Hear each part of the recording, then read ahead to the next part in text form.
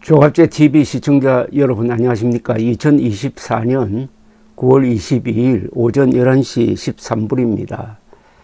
영원한 제야라고 불리지만은 저는 진짜 민주투사라고 부르는 장기표 선생이 오늘 새벽에 별세했습니다. 1945년생입니다. 해방둥인데 그러니까 향년 79세였습니다. 그는 지난 7월 페이스북에 올린 편지에서 담낭암과 투병하고 있다면서 이렇게 썼습니다. 당혹스럽지만 살 만큼 살았고 할 만큼 했으며 또 이룰 만큼 이루었으니 아무 미련 없이 모든 것을 있는 그대로 받아들이려고 한다. 자연의 순환 질서, 곧 자연의 이법에 따른 삶을 살아야 한다고 강조해 온 사람이기에 자연의 이법에 따른 죽음을 받아들이는 것은 너무나 당연하다. 과도한 양극화, 위화감과 패배의식, 높은 물가와 과다한 부채, 온갖 사건 사고로 고통을 겪는 사람이 너무 많은 것도 문제지만 앞으로 더 살기 어려운 나라가 되지 않을까 하는 불안이 엄습해 온다. 이를 극복하는데 주도적 역할을 해야 할 정치는 무지의 광란이라 불러 마땅할 팬덤 정치가 횡행하여 나라가 망하는 게 아닐까 하는 우려가 든다. 물극적반, 극에 도달하면 원위치로 돌아온다의 세상 이치처럼 이를 극복할 대반전이 일어나길 기대할 뿐이다 라고 했습니다. 그는 조선일보와 인터뷰 해가지고 죽음은 두렵지 않다. 항암도 안 한다. 다만 정치로 모두가 행복한 세상을 만들지 못하고 가는 것이 라면서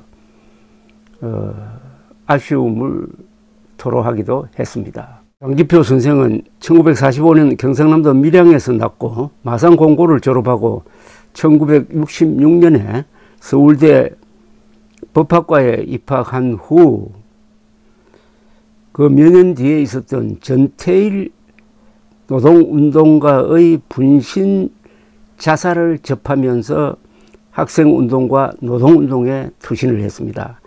서울대생 내란 음모 사건, 민청학년 사건, 청계 피복노조 사건, 민중당 사건 등으로 9년간 수감 생활을 했고 12년간 수배 생활을 했습니다. 그는 민주화 운동에 따른 보상금을 받지 않았습니다. 2019년 조선일보 최보식 기자와 한 인터뷰에서 나는 국민된 도리, 지식인의 도리를 다한 것뿐이다. 민주화든 산업화든 그것은 국민들이 다 한 것이다. 독립운동이든 민주화 운동이든 산업화 운동이든 그걸 했다고 돈으로 보상받는 것은 반대한다는 말을 남기기도 했습니다. 그는 나같이 데모만 했더라면은 모든 국민이 나같이 데모만 했더라면 나라는 망했을 것이라는 말도 하기도 했습니다. 참 겸손한 투사였습니다. 제야운동의 한계를 느끼고 1989년에는 민중당 창당을 시작으로 사회민주당, 녹색사민당, 새정치연대 등 여러 창당에 참여하고 출마도 여러 번 했지만은 당선되지는 못했습니다. 최근에는 국회의원 특권 폐지 운동을 벌였습니다. 유족으로는 부인 조무아 씨와 딸 2사람이 있습니다. 빈소는 서울대 병원에 차려질 예정입니다. 그는 민주화 운동을 하면서도 친북화하지 않았습니다. 좌익 선동을 경멸했습니다. 저와도 인연이 들어 있습니다. 그가 수배 중이던 1989년 제가 월간조선에 대한항공기 폭파 사건 범인 김현희 씨를 인터뷰한 기사가 실렸는데 그 기사를 읽어보고 수배 중인데도 저한테 연락을 해 와서 어디서 좀 만나자고 했습니다. 그래서 어떤 장소에 갔더니 묻는 말이 요사이 운동권이 대한항공기 폭파 사건은 안기부가 저질렀고 김건희는 가짜라고 하는데 당신이 김건희 씨를 만났으니까 어떻느냐고 물었습니다. 자신이 지금 쫓기고 있는 몸인데도 반드시 자신의 입장을 정하기 전에는 확인이 필요하다 하는 이런 자세였습니다. 그가 말한 민중은 개인이 함몰된 계급적 집단이 아니었습니다. 인간 중심의 사회 민주주의 지향의 휴머니즘에 가까웠습니다. 그는 박정희 정부에 반대했지만 박 대통령의 성과를 부정한 적은 없습니다. 어떤 경우에도 인간애와 사실을 놓지 않았던 사람입니다. 지난 2월과 3월 애국운동 지도자 그룹 간담회에서 두 번 만난 것이 마지막이 되었습니다. 당시 윤석열판 의료개혁을 두고 이 보수 진영에서는 박수를 보내고 있었는데 그 자리도 그런 분위기였는데 장기표 선생은 생각이 달랐습니다. 실패할 것이라고 예언했습니다. 의사들도 국민인데 이렇게 사잡아서 공격하는 것은 문제가 있다. 그러면서 국민의힘이 총선에서도 질 것이라고 예언한 게 그분의 마지막 말이 되었습니다. 분위기에 휩쓸려 가지고 자신의 생각을 바꾸는 사람이 아니었습니다. 1945년생을 해방둥이라고 그러는데 해방둥이로 출생한 인원은 한 54만 명이 됩니다.